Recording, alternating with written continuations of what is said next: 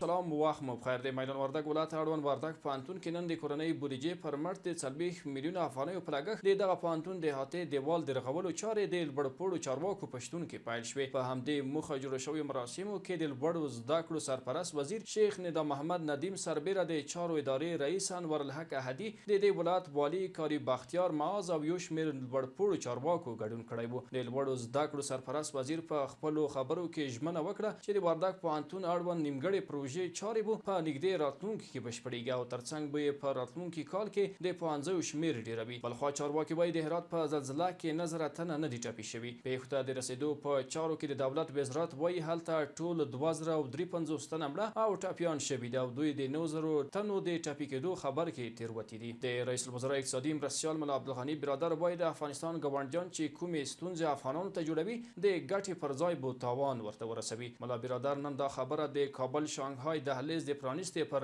مهال وکړله. ملګرو ملتونو سرمنشي یو شمېر هیوادونه او سازمانونو د افغانستان په لویدیځ هرات کې د زلزلې له قربانیانو سره خپله خواخوږي څرګنده کړې ده او له زیانمن شویو سره یې د عاجلو مرستو غږ کړی. او د هیواد څخه بهر دا چې په غزه کې نن له نړېدلو ودانیو د مړو د موندنې او د ژوندیو پاتې شویو کسانو د ژغورنې هڅې روانې دي. پر اسرایلو د حماس ډلې تر خونړۍ حملو وروسته د اسرایلو صدراعظم بنیامین نتنیاهو خبرداری ورکړی چې یوه اوږده او سخته جګړه په مخ کې ده. تر بیا ښې چارې.